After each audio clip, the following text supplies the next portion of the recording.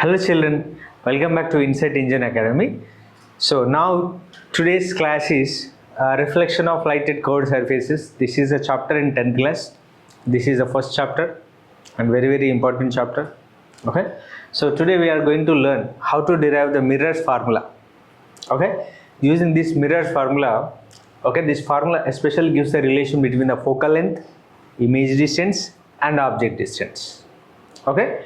So especially in every board exam, most probably we see one question related to this. That is why we have to learn this mirrors formula. First today we discuss in this class we discuss the derivation part of the mirrors formula. We derive that equation first. Okay. Now you see this is concave mirror. What is this? Concave mirror. What is the midpoint of the mirror is called? The midpoint of the mirror is called pole. Okay.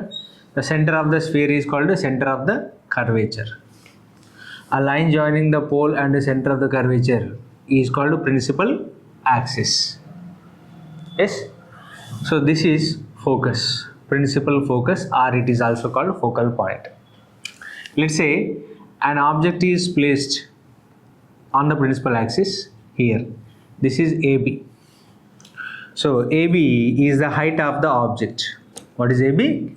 AB is the height of the object. From this tip of the object, a ray passes parallel to the principal axis. After reflection, passes through focus. This is the first rule that we have discussed. And the ray passing through focus after reflection passes parallel to the principal axis. One more we have. The ray passing through the center of the curvature. Okay, the ray passes through the center of the curvature. After reflection, traces the same path. The ray passes through center of the curvature. After reflection, traces the same. This is the reflected ray of this incident ray. This is the incident ray. The reflected ray also traces the same path because it is passing through the center of the curvature. When we draw the tangent here, it is perpendicular. That is why this any line passing through the center of the curvature, after hitting the mirror at any point, it traces the same path. Now this reflector ray and this reflector ray are meeting at this point. Okay, they are intersecting there. So this is the image of this tip of the object, that is B dash. The base of the object is on the principal axis, then the base of the image also will be on the principal axis, that is A dash. So A dash B dash, it is the height of the image. Okay. What is A dash B dash? A dash B dash is equal to height of the image. Let's say this ray incident on the concave mirror at one point, that point is called X. From here, okay, in this particularly, after drawing this diagram, we will find some similar triangles in this particular figure. So what are the similar triangles? Here we have one right angle triangle. This is a right angle triangle, as well as this is also right angle triangle. These two are the similar triangles. Okay.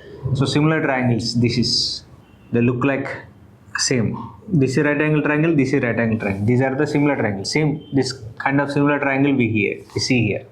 Right. So in mathematics, we have one important statement related to the similar triangles. What are those? So corresponding sides in similar triangles are equal, are proportional. Okay, the ratio is constant. What is the corresponding side of the AB? In this triangle AB I am taking. So corresponding side of this AB. What is the corresponding side of AB? In this triangle A dash B dash is the corresponding side of the AB. In the same way, AC is the corresponding side of the A dash. In the same way, BC is the corresponding side of the B dash. So AB is corresponding to A dash B dash, AC is corresponding to AC, BC is corresponding to B dash C. Now I am taking AB. Okay. So AB is in this triangle. I am taking AB. So what is a similar triangle to this one? Okay. So first, before that, I'll write one statement. Triangle CAB or ABC similar to a triangle A dash B dash C. Okay. In similar triangles, corresponding sides are in proportion. corresponding sides are proportion. So what is the corresponding side of the AB in this triangle? Okay, A dash B dash C in this triangle, this is corresponding to this one. Okay, so AB is corresponding to A dash B dash. Okay, now AC is corresponding to A dash. AC is corresponding to A dash. In the same way, BC is corresponding to B dash, but that is not required for our derivation part. I am taking only two sides. Okay, so this ratio is constant. This is, okay, let's say equation 1, right? Now, from this point X, if I draw a perpendicular line to the principal axis, this perpendicular line meets at one point on the principal axis. Let's say that point is P dash. What is this point? P dash. So here also we are getting one right angle triangle, and here also one right angle. Now these two triangles are similar. What are those? Triangle P dash XF. Triangle P dash XF similar to the triangle A dash B dash F. Now these two triangles are similar, right? So what is the corresponding side of the XP dash A dash B dash? So XP dash is corresponding to A dash B dash. What is the corresponding side of the P dash F? A dash F. So P dash F is corresponding to the A dash F. This is the corresponding side of this one. This is the corresponding side of this one. This is the corresponding side of this one. So I have taken this one and this one, right? Now, in this, after drawing this perpendicular line from here, after getting this one, it look like a rectangle, right? Same, it is appearing as a rectangle. Now with the rectangle, opposite sides are equal. So the length of the P dash F, the length of the P dash F is exactly equal to the XB, and the length of the AB is equal to the XP dash. So since, okay, as these two sides are same from this triangle, okay, these length of the two sides are same, from the figure P dash X also can be written as AB, because this length and this length are same. That is why from figure, okay, from the figure, what we can write? P dash X is equal to AB. P dash X is equal to what, Nana? AB. Right? Now, see here, in the place of P dash X, I am going to write AB now. If I write that, AB by A dash B dash is equal to P dash F by A dash F. This is equation. Once look at the equation 1, what we have? What is LHS in the equation 1? AB by A dash B dash. Isn't it? Okay. AB by A dash B dash is the left hand side equation of the equation 1. In equation 2 also, what do we have LHS? AB by A dash B dash. Okay. Both are same. When LHS are same, we can make RHS equal and write the equation. Okay. So by equating equation 1 and 2, we write as this AC by A dash is equal to P dash F by A dash F. So P dash F by A dash F is equal to AC by A dash C. Let's say this is equation number 3. Got it? Now, very important thing we are going to discuss now. Okay. So what is this? P dash F. Okay. Equation 1 is equal to equation 2. In equation 1, what is the LHS? RHS AC by A dash.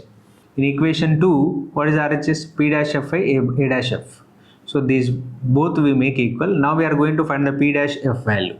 Okay. P dash F value. But before going to write this, okay, I want to introduce you paraxial rays concept.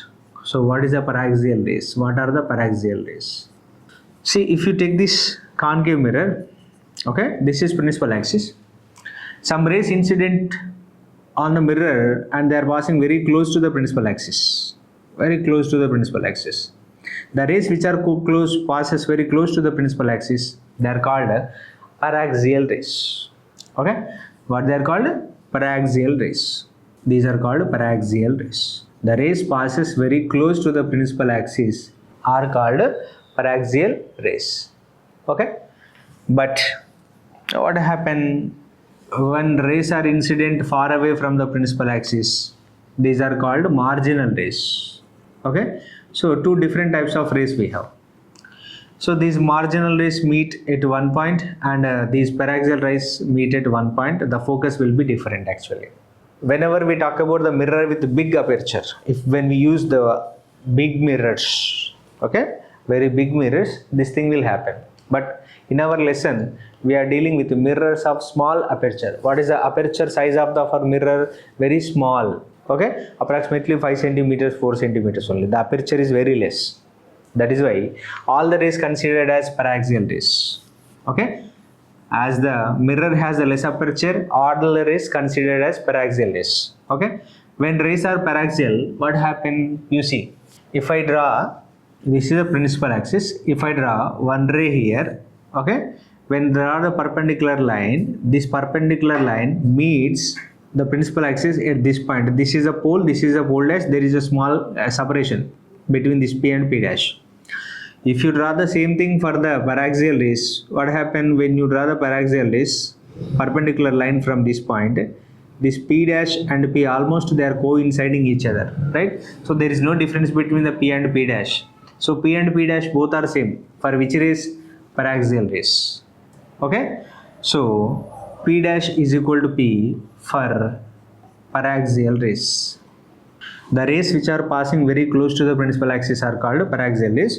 So due to paraxial approximation, P dash is equal to P. In the place of P dash, what we are writing? P.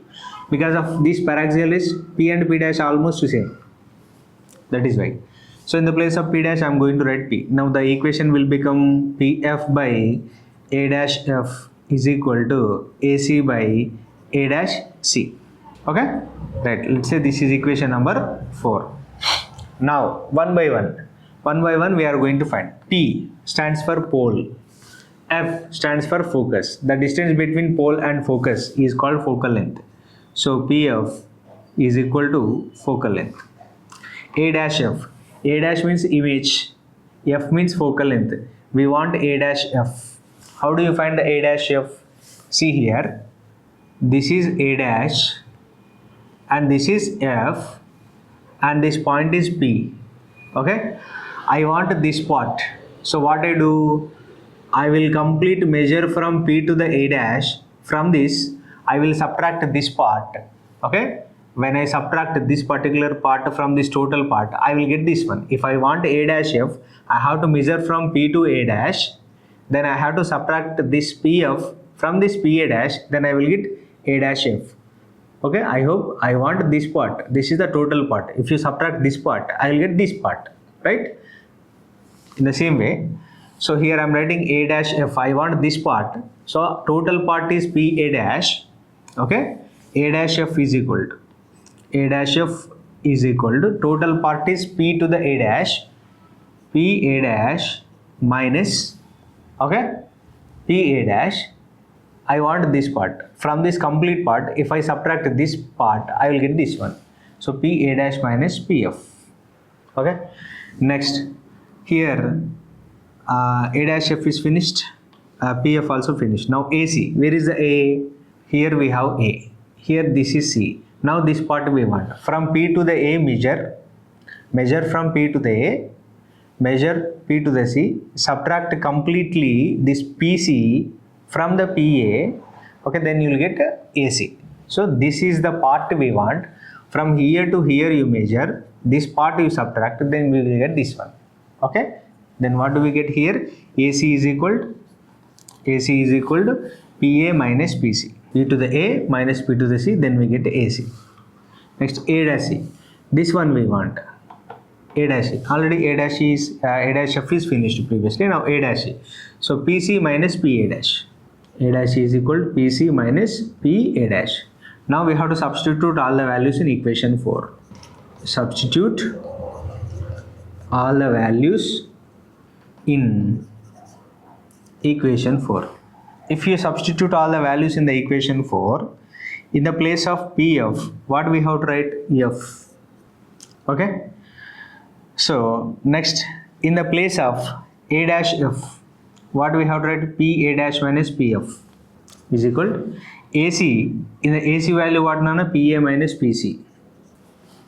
Next, A dash is equal to what nana? PC minus PA dash. Okay. Now again we have to find out those distances. What is the distance of this? F stands for the distance between pole and focus. Okay. Next, P A dash.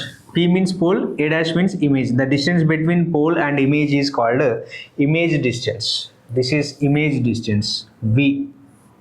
This is focal length. The distance between pole and focus is. The distance between pole and object is called object distance. The distance between pole and the center of the curvature is called radius of the curvature. Okay, now all these values we have to substitute here, right?